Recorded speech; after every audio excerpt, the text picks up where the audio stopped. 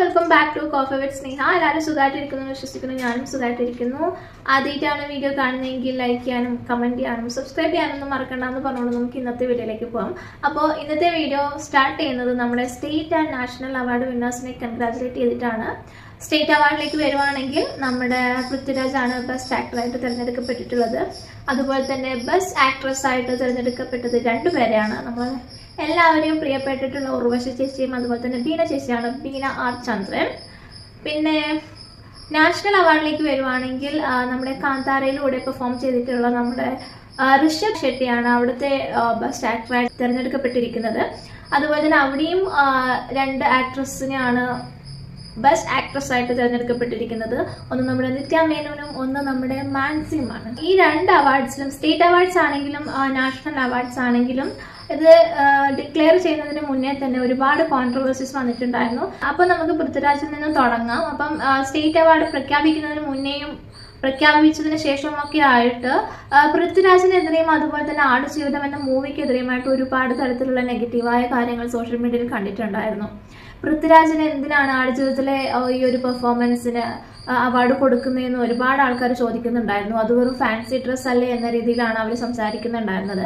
അപ്പോൾ അങ്ങനെ പറയുന്ന ആളുകളുടെ അടുത്ത് എനിക്ക് പറയാനുള്ളത്, നിങ്ങൾ ആദ്യം പൃഥ്വിരാജ് ആ മൂവിയിൽ ചെയ്തിട്ടുള്ളത് പോലത്തെ ഒരു ട്രാൻസ്ഫോർമേഷൻ ചെയ്തിട്ട് വരിക. അങ്ങനെ ചെയ്തതിന് ശേഷം നിങ്ങൾക്കതൊരു ഫാൻസി ഡ്രസ് ആണെന്ന് പറയാനായിട്ട് കുറച്ച് ബുദ്ധിമുട്ടായിട്ടുണ്ടാവും. അപ്പോൾ ആദ്യം അങ്ങനെ ചെയ്ത് വന്നതിന് ശേഷം ഇതൊരു ഫാൻസി ഡ്രസ് ആണെന്ന് പറയാം. അല്ലാതെ വേറൊരാൾ അത് ചെയ്തത് കണ്ടിട്ട് നിങ്ങൾ എങ്ങനെയാണ് അതൊരു ഫാൻസി ഡ്രസ് ആണെന്ന് പറയുന്നത്? അയാൾ എടുത്തിട്ടുള്ള ആ ഒരു എഫേർട്ട് നിങ്ങൾക്ക് എങ്ങനെയാണ് മനസ്സിലാവുക? അതുകൊണ്ട് തന്നെ ആദ്യം ഇത്രയും എഫേർട്ട് എടുത്ത് ആ ഒരു രൂപത്തിലേക്ക് മാറിയതിനു ശേഷം നിങ്ങൾക്ക് അങ്ങനെ പറയാനുള്ള ധൈര്യമുണ്ടോ എന്ന് നിങ്ങൾ കാണിക്കുക. അതുപോലെ തന്നെ നമ്മുടെ മറുനാടൻ പൃഥ്വിരാജിനെതിരെ കുറച്ച് കാര്യങ്ങൾ പറഞ്ഞിട്ടുണ്ട്. നമുക്ക് ആദ്യം അതൊന്ന് കേട്ടു നോക്കാം. വാസ്തവത്തിൽ കാതലിൽ മമ്മൂട്ടി നടത്തിയ അഭിനയത്തെക്കാൾ എന്തു മികവാണ് പൃഥ്വിരാജിന്റെ ഫാൻസി ഡ്രസ്സിനെ എന്ന് ആരാധകർ ചോദിക്കുന്നു. പൃഥ്വിരാജ് ഒരുപാട് കഠിന പ്രയത്നം ചെയ്യുകയും പട്ടിണി കിടക്കുകയും ഒക്കെ ചെയ്തു എന്നത് ശരിയാണെങ്കിലും ഭേദപ്പെട്ട അഭിനയം തന്നെയാണ് കാഴ്ചവെച്ചതെങ്കിലും പൃഥ്വിരാജിന്റെ നജീബ് അസാധാരണമായ അഭിനയ ചാരിതയുടെ ഉദാഹരണമായി സിനിമയെ സ്നേഹിക്കുന്നവർ വിലയിരുത്തുന്നില്ല.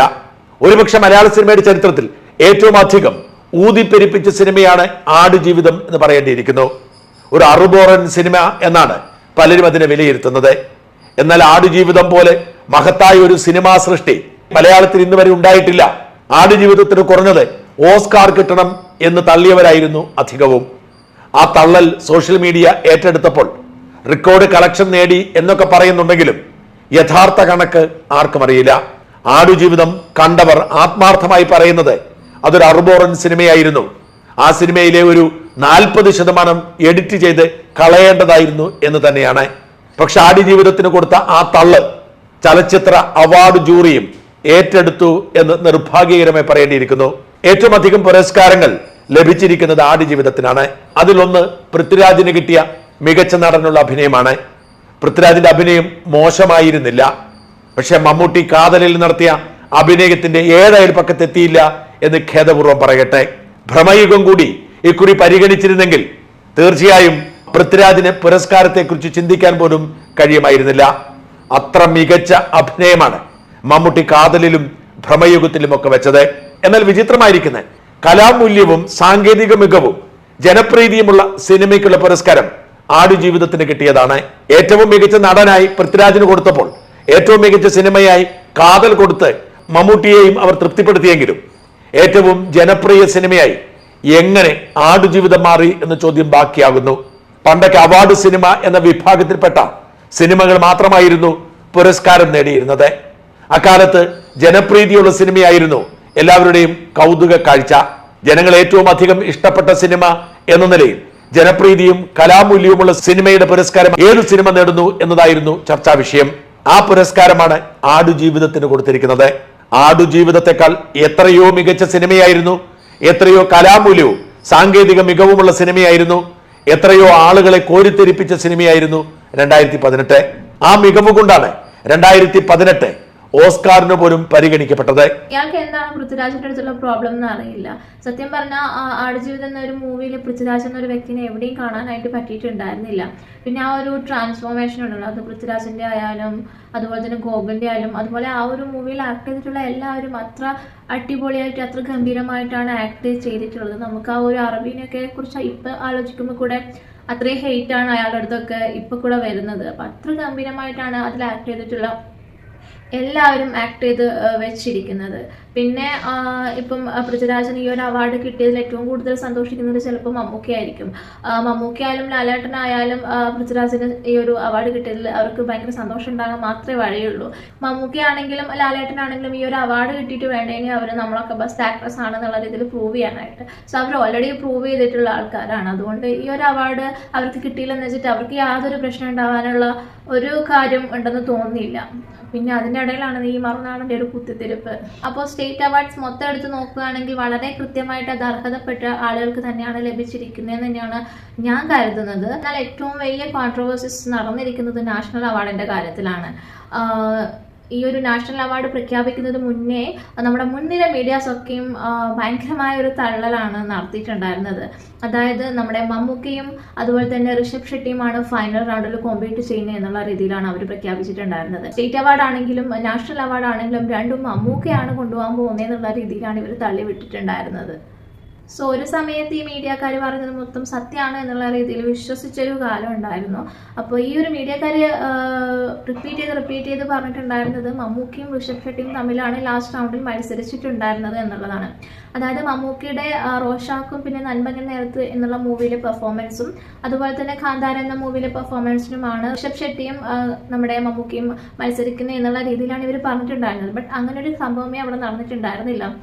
ഋഷഭ് ഷെട്ടിയും കുഞ്ചാക്കോ ബോബനുമായിരുന്നു ലാസ്റ്റ് റൗണ്ടിലുള്ള കോമ്പറ്റീഷൻ നടന്നിട്ടുണ്ടായിരുന്നത്. കുഞ്ചാക്കോ ബോബന്റെ എന്നാ താൻ പോയി കേസ് കൂടി എന്ന് പറഞ്ഞിട്ടുള്ള ആ ഒരു മൂവിയിലെ പെർഫോമൻസിനാണ് ഋഷഭ് ഷെട്ടിയും കുഞ്ചാക്കോ ബോബനും ലാസ്റ്റ് റൗണ്ടിൽ മത്സരിച്ചിട്ടുണ്ടായിരുന്നത്. ബട്ട് ആളുകളൊക്കെ മമ്മൂക്ക ഒരു മുസ്ലിം ആയതുകൊണ്ടും അതുപോലെ തന്നെ അദ്ദേഹത്തിന്റെ രാഷ്ട്രീയം എല്ലാവർക്കും അറിയുന്നത് കൊണ്ടും ഒരിക്കലും ഈ ഒരു അവാർഡ് കൊടുക്കില്ല എന്ന് പറഞ്ഞിട്ടുള്ള ഭയങ്കരമായ ചർച്ചയിലായിരുന്നു എല്ലാ മീഡിയാസും ഉണ്ടായിരുന്നത്. സോ ഇത്തരം ചർച്ചകളൊക്കെ കള്ളത്തരമായിരുന്നു എന്നുള്ള രീതിയിൽ തെളിയിച്ചുകൊണ്ട് ഒരാൾ ഇപ്പൊ മുന്നോട്ട് വന്നിട്ടുണ്ട്. നമുക്ക് അദ്ദേഹത്തിന്റെ വാക്കുകളൊന്ന് കേട്ടു നോക്കാം. നമസ്കാരം, ഞാൻ സബീർ. 70ാമത് ദേശീയ ചലച്ചിത്ര അവാർഡുകൾ പ്രഖ്യാപിച്ചല്ലോ. ഇത്തവണയും മമ്മൂക്കയെ മാറ്റി നിർത്തി എന്നാണ് എല്ലാവരും കരുതിയിരിക്കുക. സത്യം അതല്ല. മമ്മൂട്ടി കമ്പനി നിർമ്മിച്ച നൻപകൽ നേരത്ത് മയക്കം, റോഷാക്ക് എന്നീ 2 ചിത്രങ്ങളും അവാർഡ് കമ്മിറ്റിക്ക് അയച്ചിട്ടില്ല. അയക്കാത്ത പടങ്ങൾക്ക് എങ്ങനെ അവാർഡ് കൊടുക്കുക കമ്മിറ്റി? അയക്കാൻ ഏർപ്പാടാക്കിയ സുനിൽ സിംഗ് അദ്ദേഹം അത് ചെയ്തില്ല. സുനിൽ സിംഗെ, നിങ്ങൾ നീണാൾ വാഴട്ടെ. ഇപ്പൊ നിങ്ങൾക്ക് കാര്യങ്ങൾ മനസ്സിലായിട്ടുണ്ടാവുമെന്ന് വിചാരിക്കുന്നു. മമ്മൂട്ടിയുടെ 2 മൂവീസും റോഷാക്ക് ആണെങ്കിലും നൻപകൽ നേരത്താണെങ്കിലും ഈ 2 മൂവീസും ഇവർ ദേശീയ അവാർഡിനായിട്ട് അയച്ചു കൊടുത്തിട്ടുണ്ടായിരുന്നില്ല എന്ന് തന്നെയാണ് ഇപ്പോൾ അറിയുന്നത്. അതുപോലെ തന്നെ ഈ 2 മൂവീസും മമ്മൂട്ടിൻ്റെ മികച്ച മൂവീസ് തന്നെയായിരുന്നു. വളരെ ഡിസപ്പോയിൻറ്റഡ് ആയിട്ടുള്ള വളരെ ഷോക്കിംഗ് ആയിട്ടുള്ള ന്യൂസ് തന്നെയാണിത്. അപ്പോൾ മമ്മൂട്ടി കമ്പനിയുടെ ലൈൻ പ്രൊഡ്യൂസർ ആയിട്ടുള്ള ഒരാളെയാണ് ഈ 2 മൂവീസും ദേശീയ അവാർഡിനായിട്ട് അയച്ചു കൊടുക്കാനായിട്ട് ഏൽപ്പിച്ചിട്ടുണ്ടായിരുന്നത്. ബട്ട് അദ്ദേഹം മറന്നുപോയി എന്നുള്ളൊരു കാഷ്വൽ ഇതാണ് നമുക്ക് അറിയാനായിട്ട് കഴിയുന്നത്. സോ എന്ത് തന്നെയാണെങ്കിലും അദ്ദേഹം ചെയ്തിരിക്കുന്നത് വലിയൊരു മിസ്റ്റേക്സ് തന്നെയാണ്. സോ അതുകൊണ്ട് തന്നെ എന്തുകൊണ്ട് അദ്ദേഹം മറന്നു എന്നുള്ളതിൻ്റെ അല്ലെങ്കിൽ എന്തുകൊണ്ട് ഇത് അയച്ചു കൊടുത്തില്ല എന്നുള്ളതിൻ്റെ ഒരു റീസൺ നമുക്ക് മമ്മൂട്ടി ഫാൻസിന് അറിയാനായിട്ടുള്ള റൈറ്റ് ഉണ്ട്. അദ്ദേഹമോ അല്ലെങ്കിൽ ഇതിൻ്റെ ഒരു റെസ്പോൺസിബിൾ ആയിട്ടുള്ള ആളുകൾ ആരെങ്കിലും നമുക്ക് എന്തുകൊണ്ട് ഇത് സെൻഡ് ചെയ്തില്ല എന്നുള്ളതിൻ്റെ ഒരു ആൻസർ തരുമെന്ന് പ്രതീക്ഷിക്കുന്നു. അപ്പോൾ നമുക്ക് അതിനുവേണ്ടി വെയിറ്റ് ചെയ്യാം. മമ്മൂക്കയ്ക്ക് മാത്രമല്ല, ചിലപ്പോൾ ബിന്ദു പണിക്കർക്ക് അല്ലെങ്കിൽ ബെസ്റ്റ് മൂവീസ് ആയിട്ടൊക്കെ സെലക്ട് ചെയ്യേണ്ട ഒരു മൂവീസ് തന്നെയായിരുന്നു ഈ 2 മൂവീസ് വരുന്നത്. അപ്പം ഇതെല്ലാം നശിപ്പിച്ചിരിക്കുന്നത് നമ്മുടെ ലൈൻ പ്രൊഡ്യൂസർ ആയിട്ടുള്ള ആൾ തന്നെയാണ്.